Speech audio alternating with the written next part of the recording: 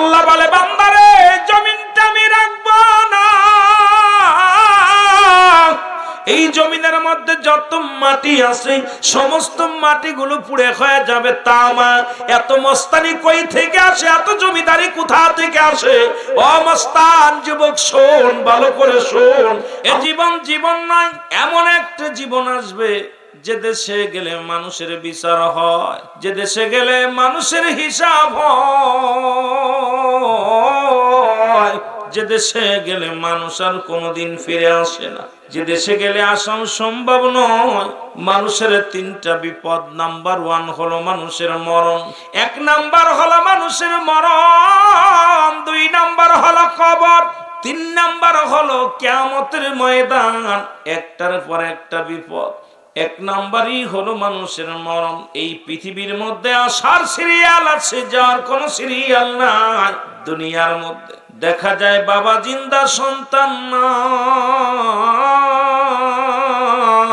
সন্তান জিন্দা বাবা নাই। বাবার কাঁধে সন্তানের লাশ, সন্তানের কাঁধে বাবার লাশ, ভাইয়ের কাঁধে ভাইয়ের লাশ। দেখা যায় দাদা জিন্দা, নাতি নাই। যে ব্যক্তি ওই নাতির লাশ বহন করেছে ওই ব্যক্তি জানে পৃথিবীর মধ্যে নাতির লাশটা কত ভারী। অন্য কেউ বলতে পারি না রে মুসলমান। এ আমার ভাইরা, আমার বন্ধুরা, আমার সন্তানের লাশ বাবার কাঁধে নিয়ে চিৎকার মেরে কান্দে, ডাকতে বলে দুনিয়ার মানুষ শোনো, এই পৃথিবীর মধ্যে লাশের বোঝা এত ভারী আগে জানতাম না। যেদিন আমার বাবার লাশটা কাঁধে নিলাম, যেদিন আমার ভাইয়ের লাশটা কাঁধে নিলাম, যেদিন আমার মায়ের লাশটা কাঁধে নিলাম, এই পৃথিবীর মধ্যে মনে হয়েছিল আসমান জমিনের ভিতরে এত ভারী বস্তু আর কোথাও নেই। এ মুসলমান গভীর মনোযোগ, ওই পৃথিবীর মধ্যে আসার সিরিয়াল আছে, যার কোনো সিরিয়াল নাই। মানুষের মৃত্যু হয় 2টা টাইমে, একটা হলো রাতের বেলা, একটা হলো দিনের বেলা। ও বান্দা, দিন শেষ করেছো, মৃত্যুবরণ করো নাই। এই দিনটা শুরু করেছ, দিনটা শুরু করে রাত শুরু করে দিছো, দিনের মধ্যে তোমার মরণ হয় নাই। ও বান্দা, রাত শুরু করেছো, রাতের মধ্যে এখনো তোমার মরণ হয় নাই। রাত শেষ করতে পারবো কেউ গ্যারান্টি দিতে পারি না। এই রাত শেষ করে বাড়ি যেতে পারবো কেউ বলতে পারি না।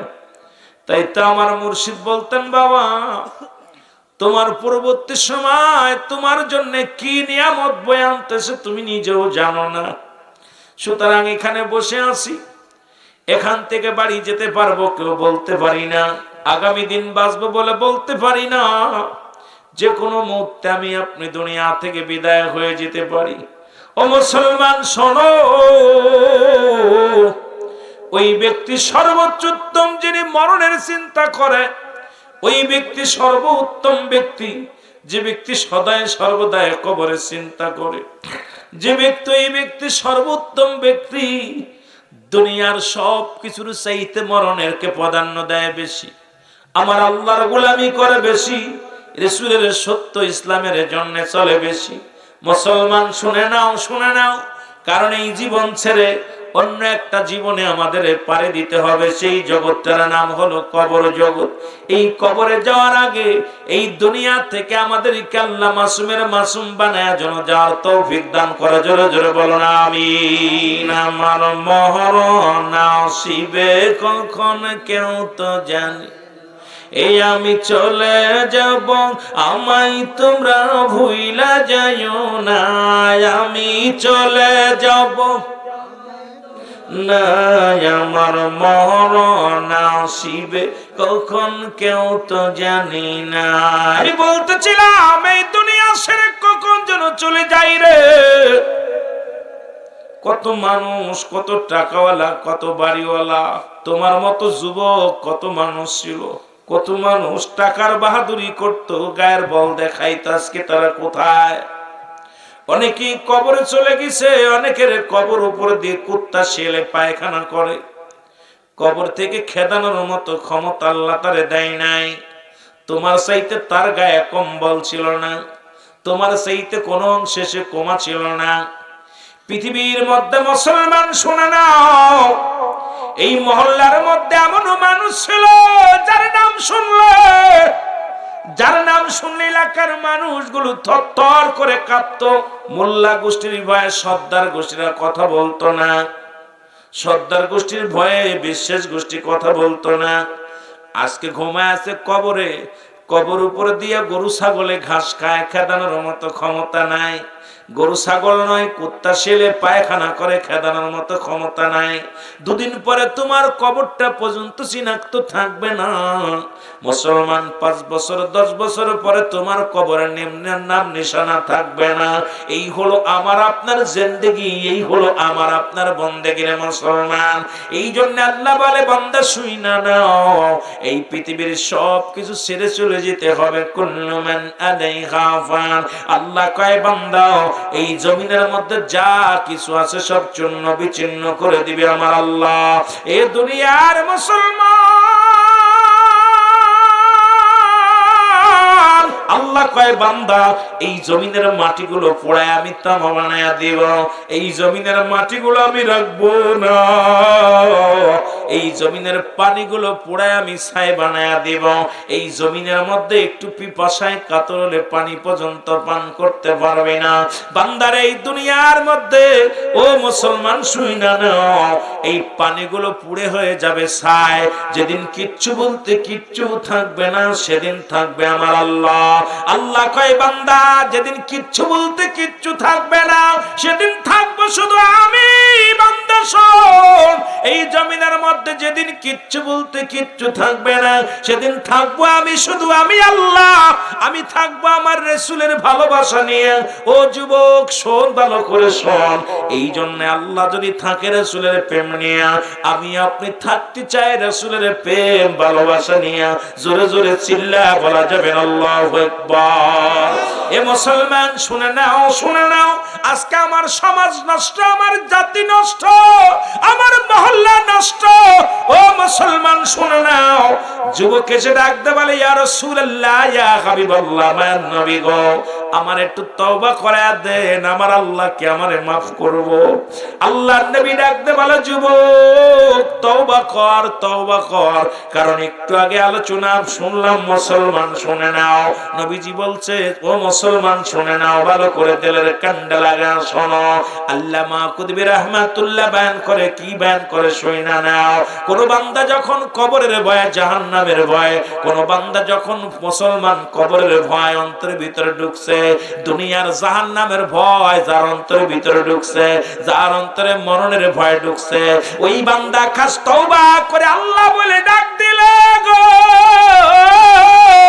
আমার আল্লাহ বান্দার দুনিয়া গুনাহগুলো মাফ করে দেয় রে মুসলমান। শুনে নাও, শুনে নাও, দেহের কান্ডা লাগা শোনো। এই পৃথিবীর মধ্যে আর কোন নবী আইব না, আর পৃথিবীর মধ্যে নবীদের দরজা বন্ধ হয়ে গেছে, তওবার দরজা খোলা। এই তওবার দরজা কিয়ামত পর্যন্ত খোলা থাকবে। বান্দারে জান্নাতের বাগানে রওনা দিয়েছো, তোমার প্রতিটা কদমে কদমে আমার আল্লাহ সগীরা গুনাহগুলো মাফ করে দিয়েছে। বান্দা শুধু সগীরা গুনাহ করো না, পর কবিরা গুনাহ করছো। আজকে নামাজ ছেড়ে দিয়া কবিরা গুনাহ, মিথ্যা বলা কবিরা গুনাহ, বেগানা মহিলার সঙ্গে দেখা দিয়া কবিরা গুনাহ, বেগানা পুরুষের সঙ্গে দেখা দিয়া কবিরা গুনাহ, মিথ্যা বলা কবিরা গুনাহ। আল্লামা কুতুবী রাহমাতুল্লাহ বয়ান করে, বান্দা শোনো, কোন বান্দা যখন কবরের ভয়, জাহান্নামের ভয় বান্দা যখন খাস তওবা করে, মুসলমান শোনো, সঙ্গে সঙ্গে আমার আল্লাহ তাআলা ওই বান্দার জিন্দেগীর গুনাহগুলো মাফ করে দেয়। জোরে জোরে চিল্লা বলা যাবে না আল্লাহু আকবার? একটু মহব্বতে চিল্লা বলা যাবে না আল্লাহু আকবার? আল্লাহর নবী ডাক দিয়ে বলে, যুবক তওবা কর, তওবা কর। যুবক বলে, ইয়া রাসূলুল্লাহ, ইয়া হাবিবাল্লাহ, আমি এত বড় পাপী, আমি এত বড় গুনাহগার। আল্লাহর নবী গো, ও যুবক বন্ধুরা শুনে নাও, কথাগুলো বললে বুঝবা। এই যুবক বলে, হুজুর আমি পৃথিবীর মধ্যে এমন অন্যায় করেছি, পৃথিবীর মধ্যে আমার আল্লাহ মাফ করবে না। আল্লাহর নবী ডাকতে বলে, যুবক রে তওবা কর, তওবাকারীকে আল্লাহ ভালোবাসে। যুবকরে তওবা কর, তওবাকারীকে আল্লাহ পছন্দ করে। যুবক বলে, ইয়া রাসূলুল্লাহ, ইয়া হাবিবাল্লাহ, আমি এত বড় পাপী, এত বড় গুনাহগার, আমার তওবা কবুল হবে বলে আমার বিশ্বাস হয় না। নবী কয়, তওবা কর, তওবা কর। বলে, তওবা করব ইয়া রাসূলুল্লাহ, ইয়া হাবিবাল্লাহ। আমার নবী কয়, ও যুবক, তওবা কর, তওবাকারীকে আল্লাহ ভালোবাসে। যুবক বলে, নবী গো, মায়ের নবী, আমার বিশ্বাস, আমি তওবা করলে আমার আল্লাহ গুনাহ মাফ করবে না, আমার মতো পাপীরে আমার আল্লাহ ক্ষমা করবে না। আমার নবী কয়, যুবক, তুমি এমন কি পাপ করেছো, এমন অন্যায় করেছো? যুবক বলে, নবী গো, আপনি জানেন মক্কা মদিনায় যত মানুষ মাটি দেওয়া হয়, যত মানুষের কবর দেওয়া হয়, ওই কবরের কাপড়ের কাপড় চুরি হয়ে যায়। আমার নবী কয়, শুনেছি, বড় কষ্টের কথা। এর মানুষ যখন মারা যায়, 3 টুকরা কাপড় নিয়ে দুনিয়া থেকে বিদায় করে দেওয়া হয়। এই 3 টুকরা কাপড়ের কাপড় যারা চুরি করে, এই দুনিয়ার মানুষের লোভ লালসা সামলাইতে পারলো না, ওই কবরের 3টা টুকরা কাপড় নিয়ে বিদায় হয়। এই 3 টুকরা কাপড় চুরি হয়ে যায়, বড় দুঃখজনক। যুবক বলে, ইয়া রাসূলুল্লাহ, ইয়া হাবিবাল্লাহ, ওই মক্কা মদিনার জমিনে যত কাপড়ের কাপড় চুরি হয়েছে গো, সমস্ত কাপড়ের কাপড়গুলো আমি চুরি করেছি। আর রাসূলুল্লাহ, ইয়া হাবিবাল্লাহ, নবী গো, মক্কা মদিনায় যত কাপড়ের কাপড় চুরি হতো, কাপড়ের কাপড়গুলো আমি চুরি করেছি। নবী কয়, যুবক রে, দুনিয়ার মধ্যে আর কোনো কাজ পাও নাই, মানুষের শেষ বেলার 3 টুকরা কাপড়, সেটাও তুমি লোভ সামলাতে পারো নাই, উলঙ্গ করে দিয়েছো, কাপড় চুরি করেছো রে যুবক। যুবক বলে, ইয়া রাসূলুল্লাহ, আমার আল্লাহ কি আমারে মাফ করবে? আল্লাহর নবী ডাক দিয়ে বলে, যুবক, ক্ষমা চাও, তওবা করো, আমার আল্লাহর দরবারে তওবা করো, আমার আল্লাহ মাফ করে দিবে। যুবক বলে, ইয়া রাসূলুল্লাহ, ইয়া হাবিবাল্লাহ, আমি মনে করি আমার গুনাহ আমার আল্লাহ মাফ করবে না। যুবক বলার পর আমার নবী কয়, যুবক রে, আরো কি অন্যায় করেছো? বলে, হুজুর, অনেক দিন যাবত মক্কা মদিনায় কোনো মানুষ মরে না, আমিও কাপড়ের কাপড় চুরি করতে পারি না, আমারও ব্যবসা ভালো হয় না, আমিও ভালো মতো চলতে পারি না। ইয়া রাসূলুল্লাহ, ইয়া হাবিবাল্লাহ, মায়ার নবী গো, অনেক দিন পরে শুনেছি এলাকার মধ্যে এক সুন্দরী যুবতী মারা গেছে। নবী গো, নবী বলেন, তারপরে কি বলো? বলে, হুজুর, ওই মরা লাশটা দাফন করার জন্য আমি নিজেই গেলাম, ওই কবর খননেও অংশগ্রহণ করলাম, কাফনেও অংশগ্রহণ করলাম, এরপরে জানাজা অংশগ্রহণ করলাম। জানাজার নামাজ পড়ে সবাই যখন বিদায় নিয়ে ঘরে গেল, ইয়া রাসূলুল্লাহ, ইয়া হাবিবাল্লাহ, রাত যখন নেমে এলো, আমি আস্তে আস্তে করে গভীর রাত্রে গোরস্থানে গেলাম। গোরস্থানে যা কবরটা খুললাম, ওই কবর খুঁড়িয়া লাশখানা যখন লাশখানা বাইর করলাম, ওই লাশের গা থেকে যখন কাপড়ের কাপড় খুলে নিলাম, ইয়া রাসূলুল্লাহ, ইয়া হাবিবাল্লাহ, আমার জন্য ভিতর থেকে কে ডাকতে বলে, যুবক রে, সারা জীবন কাপড়ের কাপড় চুরি করলা, অন্যায় কর, অন্যায় কর, আজকে যার কবরের ভিতরে ঢুকছি, এত সুন্দরী মহিলা জীবনে আর কোনোদিন দেখিস নাই। আজকে যদি এই যুবক এই যুবতীর সঙ্গে যদি জিনায় লিপ্ত হও, পৃথিবীর কোনো মানুষ দেখবে না, কেউ জানবে না তুমি জিনায় লিপ্ত হয়ে যাও। ইয়া রাসূলুল্লাহ, ইয়া হাবিবাল্লাহ, ওই যুবতীর চেহারাখানা যখন আমি দেখলাম, লোভ সামলাতে পারি নাই, সঙ্গে সঙ্গে ওই কবরের ভিতরে জিনায় লিপ্ত হয়ে গেলাম। জোরে জোরে চিল্লায়া বলা যাবে না নাউজুবিল্লাহ? আর একটু জোরে জোরে চিল্লায়া বলা যাবে না নাউজুবিল্লাহ? ইয়া রাসূলুল্লাহ, ইয়া হাবিবাল্লাহ, ওই জিনায় লিপ্ত হয়ে গেলাম। নবী গো, এরপরে আমার কাজ বাকি শেষ করার পর কাফনের কাপড় নিয়ে যখন কবর থেকে লাফ মেরে উঠতেছিলাম, ইয়া রাসূলুল্লাহ, ইয়া হাবিবাল্লাহ, ভিতর থেকে কে যেন আওয়াজ দিয়ে বলে, যুবক রে, তুমি আমার সামনে যে অন্যায় করলা, আজকে তোমার আমি বাধা দিতে পারলাম না, আজকে তোমাকে আমি ঠেকাইতে পারলাম না, আমি আল্লাহর আদালতে মামলা দিয়ে দিলাম। যুবক রে, তোর মরা লাগবে, আল্লাহর আদালতে আসা লাগবে, সেদিন আমি তোরে ছাড়বো না রে যুবক, আমি তোরে ছাড়বো না। পৃথিবীর কোনো মানুষ আমাকে নষ্ট করতে পারে নাই, পৃথিবীর কোনো পুরুষ আমাকে নষ্ট করতে পারে নাই। আজকে আমার সতীত্ব নষ্ট করলি, আজকে কবরে আমার সঙ্গে ব্যভিচার করলি, অন্যায় করলি, আমি আল্লাহর আদালতে মামলা দিয়ে রাখলাম যুবক, আমার আল্লাহ যেন কোনোদিন তোরে ক্ষমা করে না। ইয়া রাসূলুল্লাহ, আমি কাপড়ের কাপড় নিয়ে বাড়ি চলে আসলাম নবী গো। এসে আমি কি খলাম, ইয়া রাসূলুল্লাহ, ইয়া হাবিবাল্লাহ, আমি গোসল সেরে পবিত্রতা অর্জন করে আমি যখন রাত্রি খাবার খেয়ে ঘুমাইতে গেলাম, ইয়া রাসূলুল্লাহ, আমি একটা চোখটা বন্ধ করতে পারি না। কে যেন ডাক দে বলে, যুবক রে, তুমি আমার সঙ্গে অন্যায় করলা, তো আল্লাহর আদালতে আমি মামলা দিলাম, আমার আল্লাহ কোনোদিন তোরে মাফ করবে না। আজকে আমি তোরে ঠেকাইতে পারি নাই, বাধা দিতে পারি নাই, ইয়া রাসূলুল্লাহ, ইয়া হাবিবাল্লাহ। এরপরে আমি একটা রাত ঘুমাইতে পারি নাই, ইয়া রাসূলুল্লাহ, আমি খাইতে পারি না, ঘুমাইতে পারি না, নবী গো, আমারে কি আমার আল্লাহ মাফ করবে গো? নবী গো, আমারে কি আমার আল্লাহ ক্ষমা করবে?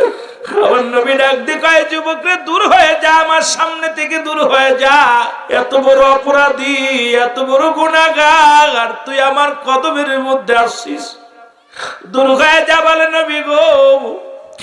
আপনার কদম থেকে যদি বিতাড়িত হয়ে যায়, পৃথিবীর কোথাও জায়গা পাবো না, পৃথিবীর কোথাও আমি জায়গা পাবো না। ইয়া রাসূলুল্লাহ, ইয়া হাবিবাল্লাহ, হ্যাঁ মায়ার নবী, আমারে আপনি মাফ করে দেন, তওবা করে দেন। নবী বলেন, না, দূর হয়ে যাও, দূর হয়ে যাও। আজকে আমার দেশের যুবকরা কেন ওয়াজ শুনবে? ওরা তো ফেসবুক চালাবে, ওরা নষ্ট হয়ে যাবে। কারণ যে দেশে মর্গে আপনারা শুনলে কষ্ট পাবেন, মুসলমান, ঢাকা মর্গের মধ্যে জিনাকারী হয় মুসলমান। শোনো কোথায়? ঢাকা মর্গে, ঢাকা মেডিকেল কলেজ হাসপাতালে যে দেখা যায় মারা গেছে বিষ খাইয়া, আলামত হলো জিনার। মারা গেছে গলায় ধরে নিয়ে, আলামত হলো জিনার। ডাক্তাররা হিমশিম খেয়ে গেলেন, চিন্তা করে কারণটা কি। এবার বৈঠক করা হলো, যুবক, তোরা তো সবাই দেখছস, আজকে তোদের কপাল মন্দ, আজকে তোদের চোখে পানি আসে না, আনন্দ লাগে, কারণ অন্তরের ভিতরে ভয় নাই। তোর মতো কত যুবক আমি যখন বেনাফলে নামাজ পড়াইতাম, ওই নামাজ পড়া ওখান থেকে কোথায় গেল? ওরা পিকনিকে গিয়েছিল সুন্দরবনে। মুসলমান 42 জন ছাত্র কোথায়? আল্লাহ তার দুনিয়া থেকে সড়ক দুর্ঘটনায় নিয়ে গেছে। তোরা অ্যাক্সিডেন্ট করে কোথায়? এসএসসি পরীক্ষা দিয়ে গিয়েছিল বড় স্বপ্ন নিয়ে, কিন্তু আল্লাহ তাদের দুলাসাত করে দিছে, দুনিয়ার মধ্যে তারা নাই। মুসলমান শুনে আমার ভাইও ছিল সেই মাহফিলে। কোথায় মুসলমান? বাবলু চেয়ারম্যান এসে কান্দে, ভাই আমাদের 42 জন ছাত্র দুনিয়া থেকে বিদায় হয়ে গেছে, পুরো গাড়িটায় খাদে পড়ে 45 জন ছাত্র ছিল, ছাত্র ছাত্রী দিয়া সবাই মারা গেছে, মাত্র 3 জন বেঁচে আছে। এই 3 জন ব্যতীত সবাই দুনিয়া থেকে চলে গেছে। আজকে গায়ের জোর দেখাস, বড় ভাব দেখাস, আজরাইল যদি এখন চলে আসে, এখনই ধরা পড়ে যাবি, বাড়ি যেতে পারবি না, বুড়া হয়ে মরতে পারবি না। কত ছেলে লেখাপড়া করে ডিগ্রি অর্জন করে চাকরি করবে, আল্লাহ তারে করতে দেয় নাই, বিদেশে গেছে, কাপড়ের কাপড় পরে বাড়ি আসছে। দেখা যায় প্রতিনিয়ত দেখি বিদেশি কফিন হইয়া বাংলার জমিনে লাশগুলো পাঠায়া দেয়। তোর মা দেখতে পারে না, বাবা দেখতে পারে না। আল্লাহর নাফরমানি বান্দাদেরকে আল্লাহ অনেক ফেলিসাইজ করে। এখনো সময় আছে, সাইজ হয়ে যা। আল্লাহ যেদিন ধরবে, আল্লাহ তোরে ছাড়বে না। জোরে জোরে চিল্লায়া বলেন ঠিক কিনা? আর একটু জোরে জোরে চিল্লায়া বলেন ঠিক কিনা? ঢাকা মেডিকেল, শুধু তাই নয়, চট্টগ্রাম মেডিকেল কলেজ হাসপাতালে একই চিত্র ধরা পড়লো। ডাক্তাররা জরিপ করিয়া সিসি ক্যামেরা লাগানো হলো, দেখা গেল ডোমে ধরা পড়লো। এরপরে ডোম স্বীকার করলো, একজন নয়, দুজন নয়। আজ পর্যন্ত যত সুন্দরী নারীগুলো, দেখতে শুনতে ভালা, এই নারীগুলোর লাশ যখন পোস্টমর্টমের জন্য আসে, যখন লাশ কাটা ঘরে আসে, আমি আগে তার সঙ্গে জিনা করে নি, তারপরে লাশ কাটা হয়। যে দেশে 90% মুসলমান, সেই দেশে লাশ কাটা ঘরে হয় জিনা। এদেশের বক্তা ওয়াজ করে কি লাভ, মৌলবী ইমামতি করে কি লাভ? আজকে বড় টুপির বাহাদুরি করো, বড় জুব্বার বাহাদুরি করো, মিথ্যা বললে এখনই আমার বিচার করবেন। ফেসবুকে যান, নেটে যান। আজকে বাংলাদেশের ঢাকা মেডিকেল কলেজে জিনা হয়, মরা মানুষের সঙ্গে জিনা হয়। চট্টগ্রাম মেডিকেল কলেজ হাসপাতালে চট্টগ্রামেও জিনা হয়। যে দেশে মরা মানুষের সঙ্গে জিনা হয়, এর মুসলমান শুনে নাও, সেই দেশের যুবকদের যতই আপনি বুঝান কাজে লাগবে না, কারণ তাদের জিনায় ভরপুর হয়ে গেছে, পাপের রাজ্য নেমে আসছে। এই পৃথিবীর মধ্যে চারিদিকে পাপ, ভয় নাই, অন্তরের ভিতরে মহব্বত নাই, আল্লাহর মহব্বত নাই, মরণের ভয় নাই, কবরের কোনো চিন্তা নাই, মুরব্বীদের সম্মান নাই, আজকে এলেম নাই, যার ভিতরে এলেম নাই। এই জন্য আমাদের মুসলমান শুনে নাও, শুনে নাও, হযরত ওমর ফারুক রাদিয়াল্লাহু তাআলা আনহুর কদমের মধ্যে একটা বৃদ্ধা তার সন্তান কাঁধ ধরে টেনে নিয়ে আসলেন, ডাক দিয়ে বলে, আমিনুল মুমিনিন, এইটা আমার সন্তান, বিচার করা লাগবে। জোরে বল আল্লাহু আকবার। বাপে সন্তানের নিয়ে আইছে, ওয়াজ মনে রাখবেন, কই রেখে গেলাম? ওই যুবকের জিনার কথা বলে গেলাম, মনে রাখবেন। আমিনুল মুমিনিন ডাক দিয়ে বলে, যুবক বৃদ্ধা, এ কি তোমার ছেলে? বলে, হ্যাঁ, এটা আমার ছেলে। বলে, কি বিচার চাই? কই, বিচার হলো আমার ছেলের বিচার করা লাগবে, আপনার কদমের মধ্যে আসছি। কেমন পিতা, কেমন সন্তান, একটু লক্ষ্য করেন বাবারা আমার, শুনিলাম। আমরা তো সন্তান জিনা করলে মামলা দিই, এই মামলার জন্য লড়ি। ওই তিন্নির মতো কোথায় বরগুনার বরগুনার তিন্নির বাবার মতো বেহায় মোজাম্মেল হক, যিনি দুইটা স্বামী ব্যবহার করে, তারপরেও সেই মেয়ের পক্ষে লড়ে। এ বেশরম বেহালজ্জাতি পুরুষ, শুইনালাও কেমন গার্জিয়ান। এই পৃথিবীর মধ্যে সন্তানের কারণে জাহান্নামে যাবি, ওই সন্তানের কারণে হাবিরত অপেক্ষা করতেছে। সুতরাং সন্তান, ছেলে মেয়ে তোমার কাছে রাখছে আমানত। ওই সন্তান যখন বেপরদায় চলে, ত্যায্য করে দাও। ওই সন্তান যখন বেনামাজি, ত্যায্য করে দাও। ওই সন্তান যখন বেপরদায় চলে, ত্যায্য করে দাও। ওই সন্তান যখন উগ্রপন্থী, তাকে ত্যায্য করে দাও। সুতরাং এই সন্তান দেখে লাভ নাই, এই সন্তানের কারণে জাহান্নামে যাবা। জোরে জোরে চিল্লায়া বলা যাবেন আল্লাহু আকবার। খলিফা হযরত ওমর ফারুক রাদিয়াল্লাহু তাআলা আনহু ডাক দিয়ে বলে, বিদ্যা, এ কি তোমার ছেলে? বলে, হ্যাঁ, আমার ছেলে। কই, ছেলেটাকে নিয়ে শুনে নাও, শুনে নাও, এই ছেলেটাকে বিচার করা লাগবে। বলে, কি বিচার? কই, এক নাম্বার হুজুর আমিনুল মুমিনিন, শুনে নাও, এক নাম্বার আমার ছেলে পৃথিবীর মধ্যে মাদক সেবন করে। জোরে বলেন, কি সেবন করে? মাদক সেবন করে। বলে, যুবক রে, তুমি কি জানো না মাদক সেবন করা হারাম? শুনে নেন, শুনে নেন, এটা করা যাবে না। যুবক বলে, আমিনুল মুমিনিন, আমি জানতাম না, এখন জানছি। কয়, মাদক সেবন করেছে অপরাধ তুমি কি জানো? কয়, জানি না। কয়, মৃত্যুদণ্ড তুমি অধিক প্রমাণ। এরপরে কয়, 2 নাম্বার অপরাধ। কয়, 2 নাম্বার অপরাধ হলো এই পৃথিবীর মধ্যে আমি জিনা করিনি। মুসলমান শুনে নাও, জিনা করি। মুসলমান জিনার কথা শুনে নাও। এ যুবক, যদি পৃথিবীর মধ্যে ইসলামের বিধান কোন যুবক যদি জিনা করে গো, কোন অবিবাহিত যুবক, অবিবাহিত যুবতী যদি জিনা করে, এ ছেলেরা ভালো করে শুনে নে, আজকে তো পরের মায়া নিয়ে চলে যাও, রিসোর্টে চলে যাও, কোথায় চলে যাও, পার্কে চলে যাও, কোথায় হোটেলে নিয়ে যাও, ভালো করে জেনে নাও, ভালো করে জেনে নাও। যদি কোনো অবিবাহিত পুরুষ, অবিবাহিত নারী যদি জিনা করে, শাস্তির বিধান, তাদের দুজনকে 100 ডুরা গায়ের মধ্যে মারতে হবে। 2-4টে ডুরা মারা পারা যদি মারা যায়, মারা গেলে ওই অবিবাহিত যুবক যুবতী কি পাবে? কাফন পাবে, দাফন পাবে, জানাজা পাবে। মুসলমান শুনে নাও। এবং বাকি যে বেদগুলোর আঘাত থাকবে, এগুলো কবর দেওয়া পর কবরের উপরে মারতে হবে। একটা যুবক যদি মনিরামপুরের জমিনে একটা যুবক যুবতীর বিচার করা হতো, একটা মেয়ে আর নষ্ট হতো না, একটা যুবতী আর নষ্ট হতো না, একটা যুবক আর অন্যর মেয়ে হাত ধরে নিয়ে রিসোর্টে যেত না। কারণ একটা বিচার যদি বাংলার জমিনে হতো, আমার দেশ থেকে জিনাবে বিচার চিরতরে পালায়া যেত। জোরে বলেন ঠিক কিনা? আর একটু জোরে জোরে চিল্লায়া বলেন আল্লাহু আকবার। এ তো গেল যুবক যুবতী, অবিবাহিত নারী, অবিবাহিত পুরুষের বিচার। এখন বিবাহিত পুরুষ, বিবাহিত নারীর বিচার শোনো, কোরআন দিয়ে শোনো। কোরআন হাদিস কি বলে শুনে নাও। যদি কোনো বিবাহিত নারী, বিবাহিত পুরুষ যদি জিনা করেন, শাস্তির বিধান হলো, শাস্তির বিধান শুনে নাও। আজকে আমার দেশের অনেক বাবারা বিদেশের মাটিতে মাদেরকে রেখে গেছে, মারা পরক্রিয়ায় পড়ে গেছে।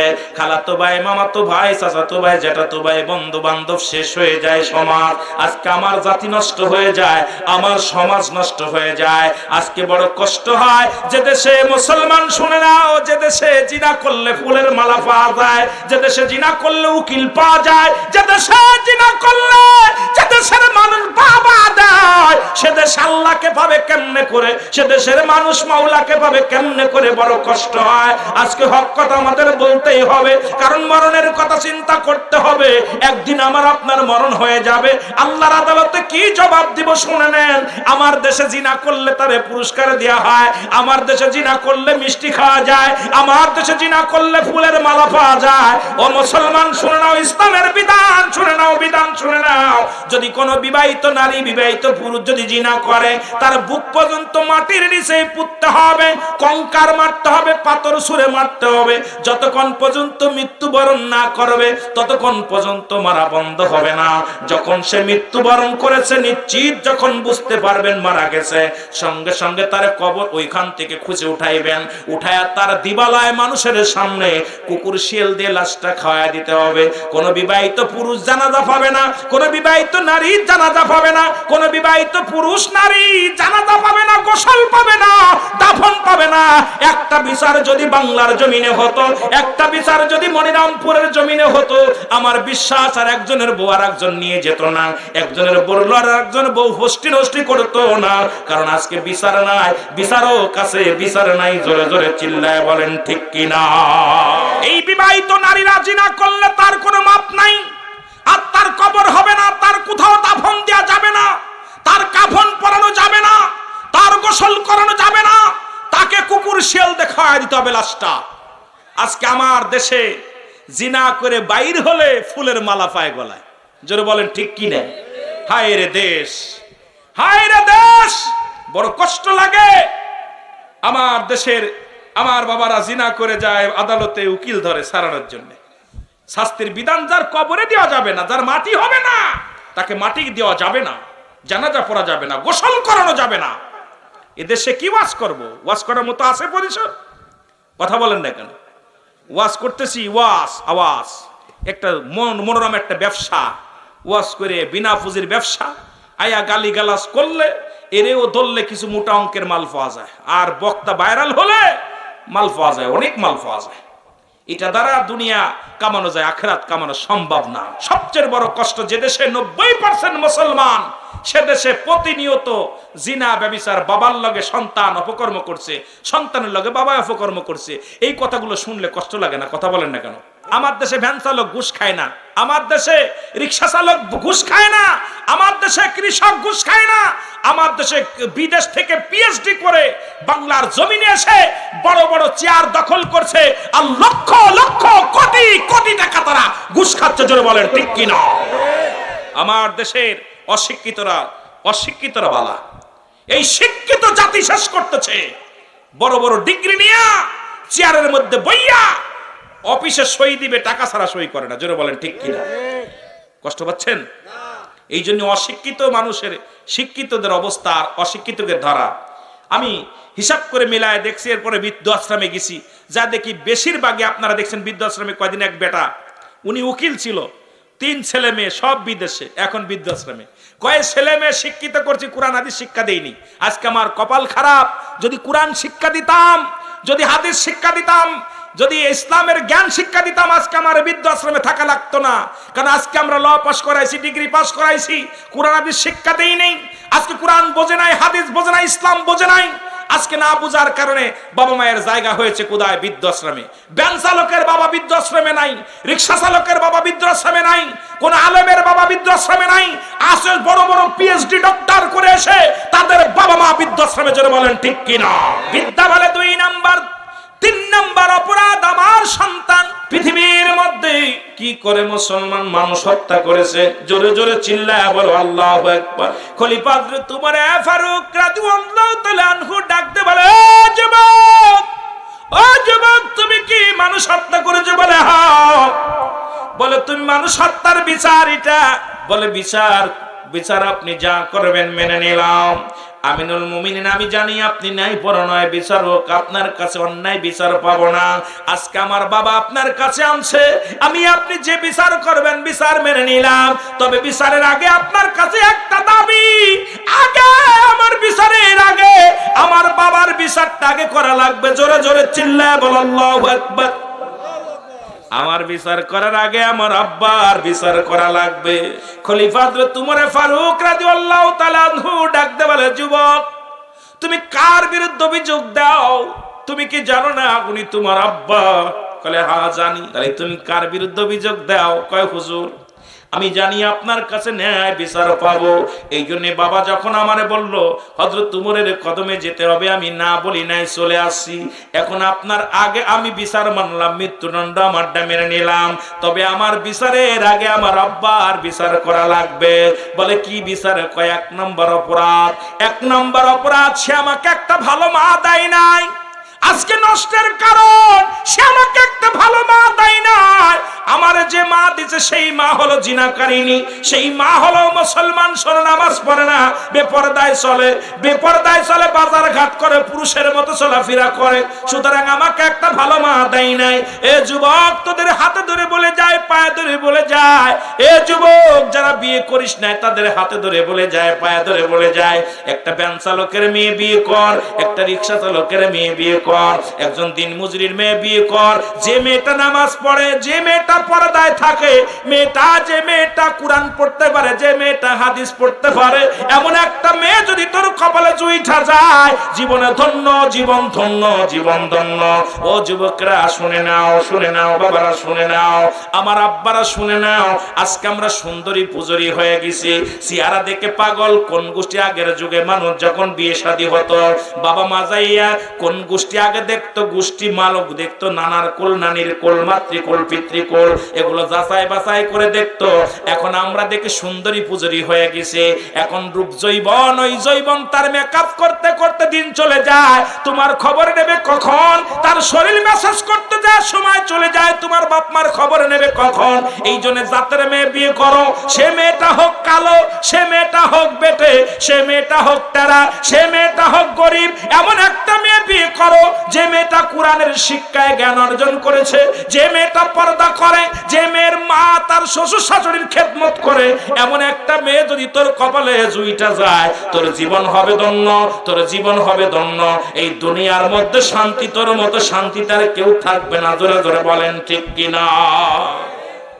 আমিনুল মুমিনিন, সে আমার একটা ভালো মা দেয় নাই। এই জন্য আমি আপনাদের কাছে অনুরোধ করব, যারা বিয়ে করেছেন তারা তো ঠকে গেছেন, তবে দোয়া করি আল্লাহ তাদেরকে হেদায়েত দান করুন।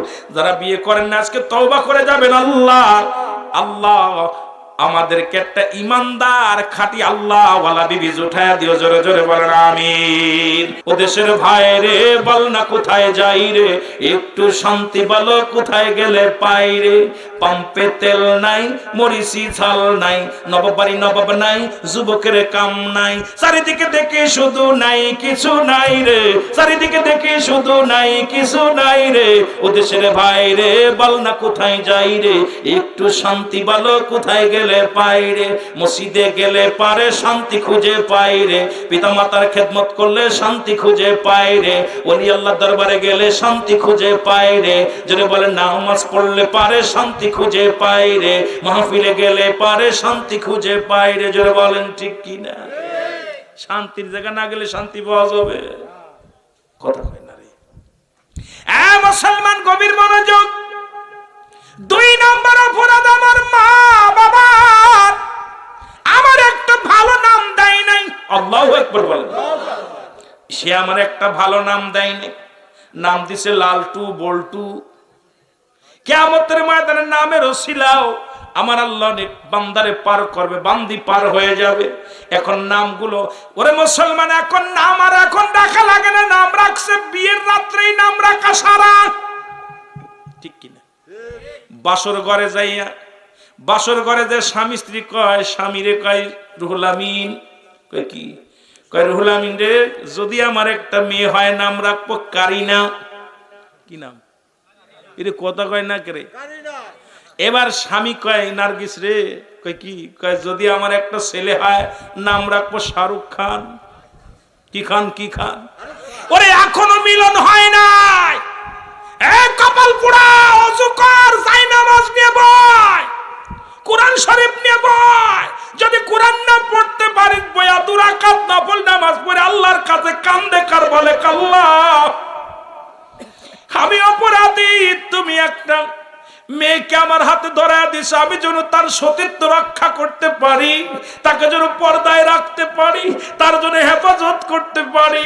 এই কপাল পুরা মহিলা ওই ঘরের মধ্যে ডুইকা কাল্লা, জীবনে প্রথম পুরুষ, আল্লাহ আমি যেন স্বামীর ইজ্জত রক্ষা করতে পারি, আমি যেন স্বামীর আমানত নষ্ট না করি, আমি যেন স্বামীর খেদমত করতে পারি, আল্লাহ আমি যেন 5 ওয়াক্ত সালাত আদায় করতে পারি। আরে কপাল পুরা বছর রাত্রে যাইয়াই গোপন আলাপ, কয়টা মায়ে হবে, কয়টা ছেলে হবে, গল্প বাকি রাখ, আগে আল্লাহর আদালতের গল্প কর, আমার নবীর ইশকের প্রেমের ওয়াজ কর, তোর জীবন হবে ধন্য। জোরে জোরে চিল্লায় বলো ঠিক কিনা?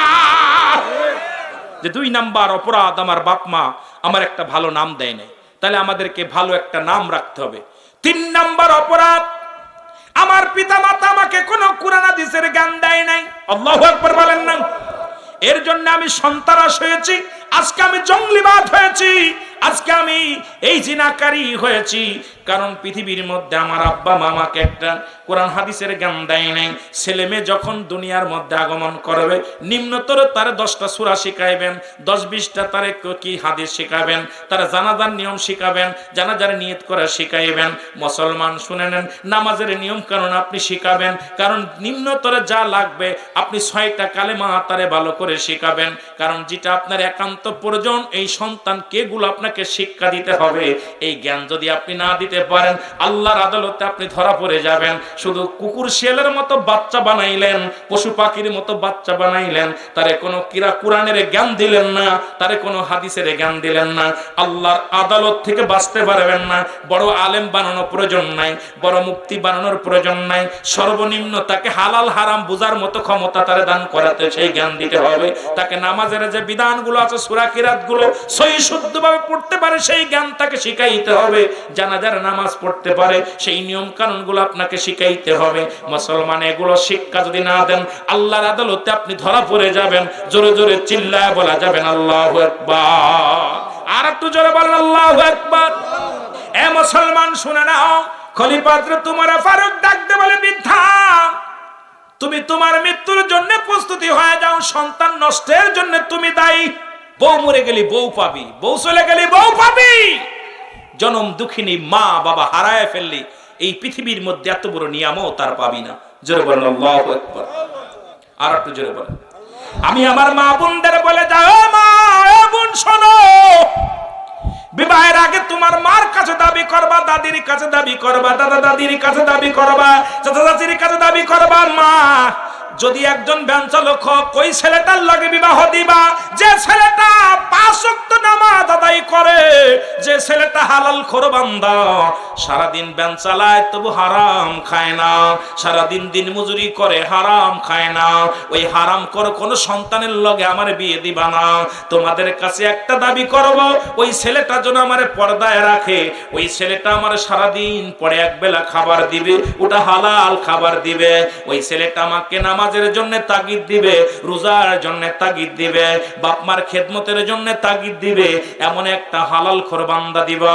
এখন বাবা বক্তা পাবেন না যে হুজুর যে আমি অমুক বক্তার লগে বিয়ে পুষ্প, বক্তা তো আর সবাই না, আলেম তো আর সবাই নয়। যে ছেলেটা নামাজ পড়তে পারে, রোজা রাখতে পারে, আল্লাহ ওয়ালা যে ব্যক্তি ইমানদার, এক কথায় হালালখোর বান্দার লগে যদি আপনার মেয়েটা দিতে পারেন, আর আমার মারা একজন হালালখোর বান্দা যদি তোর কপালে জুটে যায়, দুনিয়াতেও শান্তি, হয়তো দুনিয়া একটু কষ্টে থাকবে, দুনিয়ায় হয়তো একটু অভাবের মধ্যে থাকবে, তবে আল্লাহরে রাজি করতে পারবি, খুশি করতে পারবি। এই দুনিয়া থেকে বিদায়ের পরে 60 বছর 40 বছরের জিন্দেগি পার হওয়ার পর আমার আল্লাহর দরবারে জান্নাত অপেক্ষা করতেছো মা শোন মা শোন, আল্লাহর কসম করে বলি মা, এই দুনিয়ার মধ্যে ওই রকম গাঁজাখোর মদখোর বিয়ে করবি না, এই গাঁজাখোর মদখোর ওই দাড়ি চাচাগুলোর বিয়ে করবি না, যে ব্যক্তি দাড়ির মধ্যে খুর লাগাই নাই, যে ব্যক্তি দুনিয়ার মধ্যে আল্লাহর ভয় যার মধ্যে তাওয়াক্কুল আছে, যার মধ্যে রাসূলের প্রেম আছে, যে ব্যক্তি হালাল খোর বান্দা, এমন একটা স্বামী তোরা ছেড়ে নে মারে, দুনিয়াতে শান্তি পাবি, দুনিয়াতেও শান্তি পাবি, পরপারেও শান্তি পাবি। জোরে জোরে চিল্লায় বলেন ঠিক কিনা? কারণ এই বদমাইশগুলো এসির মধ্যে বয়া বয়া ঘুষ খায়, এই বদমাইশগুলো এসির মধ্যে বয়া বয়া সুদ খায়, এসির মধ্যে বয়া বয়া ঘুষ খায় খায় বুড়ি বানাইতেছে, বাড়ি গাড়ি করতেছে। এদেরকে ধরেন, তাহলে আমার দেশ সোনার দেশ। যে দেশে পিয়নের 5টা বাড়ি হয়, যে দেশে মৌরির 5টা বাড়ি হয়, যে দেশে একজন পুলিশের বড় বড় বাড়ি গাড়ি হয়, যে দেশে একজন সিপার বড় বড় গাড়ি বাড়ি হয়, সাধারণ একটা চাকরি করতে পারলেই কোটি কোটি টাকার মালিক হওয়া যায়, কোথা থেকে আসে এগুলো ধরেন? জোরে বলেন ঠিক কিনা? দুইটা দেশ, একটা হলো সোনার বাংলা, একটা সোনার মদিনা। যেহেতু মদিনায় অফুরন্ত ভান্ডার আছে, সোনার বাংলা অফুরন্ত ভান্ডার আছে। আমার গত কয়েকদিন আগে কিশোরগঞ্জে গিয়েছিলাম মাহফিল করতে, দেখলাম এত পরিমাণ ধান হয়েছে। এরপরে আপনাদের এখানে আসতে যে কয়েকদিন আগে বাগারপাড়া মাহফিল করতে এসে দেখলাম আপনার এই মাগুরা থেকে আসতে আর পাড়ার ভিতর দিয়ে যে মার দুই পাশে যে ধান দেখলাম, আমার মন বলল এই ধানটা যদি বাংলাদেশের মানুষ ঠিক মতো খাইতে পারে 10 টাকা চাউল কেজি হবে। এই ধানগুলো সবার গুদমে সবাই কিনে কিনে লাট মেরে রাখতেছে, গরিবের রক্ত চুষে খাচ্ছে বড় লোকরা। এইগুলো মানুষকে যারা কষ্ট দেয় এদেরকে ধরেন, মানুষের 10 টাকা কেজি চাউল এটা থাকে চেয়ারম্যানের ঘরের খাটার নিচে। বাংলাদেশে সোয়াবিনের তেলের খনি পাওয়া যায়, অন্য দেশে আর আমার দেশে সোয়াবিনের খনি পাওয়া যায় চেয়ারম্যানের খাটার নিচে। জোরে বলেন ঠিক কিনা? এই দেশ থেকে দুর্নীতি দূর করবেন কেমনে? গরিব মানুষের 2 কেজি আটা এটাও চুরি করে, গরিব মানুষকে 2 কেজি চাল খাওয়াবে এটা চেয়ারম্যান চুরি করে, এমপি সাহেব চুরি করতেছে, মন্ত্রী চুরি করতেছে। জোরে বলেন ঠিক কিনা? হয়তো আমার বিরুদ্ধে অভিযোগ হবে, পরোয়া করি না, কারণ রুহুল আমিন সিদ্দিকী নিজেকে ভয় করে না, মরণের ভয় করে না। আসছি দুনিয়ায়, হয় আজ না হয় কাল। যেটা বলেন ঠিক কিনা? এই দুর্নীতিবাজগুলো একা একা চলে না, দেখবেন চলতে গেলে সামনে 10 কান পুলিশের গাড়ি, পিছনে 10 কান পুলিশের গাড়ি। কেন কেন লাগবে প্রটোকল? কেন লাগবে? কারণ আপনি দুর্নীতিবাজ, আপনি ঘুষখোর, আপনি দুর্নীতিবাজ, এই জন্য আপনার একা চলতে পারেন না। আর ইমানদার একা চলে, ইমানদারের ভয় নাই, ইমানদার মরণকে ভয় করে না। কিন্তু ভোটের আগে তো এসব পাজরায় ধরেন, ভোটের আগে আমি ওরে বাবারে আব্বা মা খালা ফুফু যারে যা পায় তারাই ধরে। নির্বাচনের পরে ওনার কাজ দিয়ে গাড়ির কাছে যাওয়া যায় না, গাড়িতে ঘষা লাগবে, গাড়িতেও হাত দেওয়া যায় না। কথা বলেন না কেন? ঠিক কিনা? আর নির্বাচনের আগে আরে পাজরায় ধরে, আরে বাবারে বাবা, আব্বা দাদা খালা ফুফু নানা চাচি কত যা আছে। আর নির্বাচনের পরে এগুলো খুঁজে পাওয়া যায় না। এই জন্য আমি অনুরোধ করবো, এই দুর্নীতিবাজগুলো আমাদেরকে ধরতে হবে আগে। এই সমস্ত ঘুষখোর, আশ্চর্য হয়ে গেছি, দেখলাম অন্য দেশের তেলের খনি পাওয়া যায়, আমার দেশের তেলের খনি চেয়ারম্যানের খাটের নিচে পাওয়া যায়।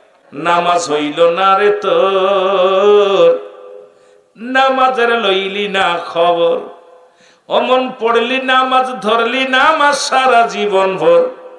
নামাজ হইল না রে তোর, নামাজের লইলি না খবর। মসজিদে আজান পড়িলে সবার আগে যাও, নামাজ শেষে বাইর হইয়া সুদের টাকা খাও। নামাজ হইল না রে তোর, নামাজের লইলি না খবর। ওমর ধরলি নামাজ পড়লি নামাজ সারা জীবন ভর, সারা জীবন ভরে পড়ছে। ঠিক কিনা?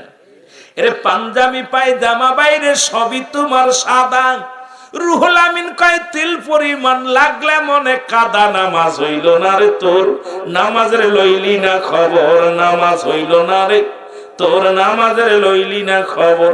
অমন পড়লি নামাজ ধরলি নামাজ সারা জীবন ভর। নামাজ হইল না রে তোর। শত্রুপক্ষ নামাজ দাঁড়াইছে, তীর মারছে, এপার ওপার হয়ে গেছে, টের পাইনি। নবীজি বলতে, তুমি এত বড় তীর মার হুজুর, ইয়া রাসূলুল্লাহ ইয়া হাবিবাল্লাহ, আমি নামাজে ছিলাম। কোথায় ছিলাম? কথা বলেন না কেন? সাহাবীর উরতের মধ্যে তীর ভরে এপার ওপার হয়ে গেছে, সাহাবী টের পায়নি। এরে কয় নামাজ। আর আমি নামাজ পড়তে আল্লাহু আকবার, বাজার কি শেষ হয়ে যায় কি, বউ তো আজকে জাটাতে পিটাবে না, মেয়ে কলেজে গেছে আইছে কি না, বউ বাড়ি গেছে কয়েছে কি না, বিলবি বাচ্চা কই গেল, চিন্তা নামাজের ভিতরে, খালি নামাজের ভিতরে চিন্তা, জল্পনা কল্পনা, কারে ফাঁকি দেওয়া যাবে। নামাজ এখন ওই শ্বশুর আইছে, বাজারে গেলে এখন আসরের টাইমে আর মাগরিবের সময় বেশি দেখা যায় মুসল্লিকে, জোরে বলে ঠিক কিনা। আসরের টাইমে আমার জোহর পরে অধিকাংশ মুসল্লি এখন আপনার ওই ফজরের ওয়াক্তে যাচ্ছে না, কারেন্ট ভালো থাকে না, গরমের ভিতরে ঘুমাইতে পারে না, ওই শেষ রাত্রে ঠান্ডা পড়ে এর ভিতরে ঘালো একদম নাক গোমড়ায় ঘুমায়।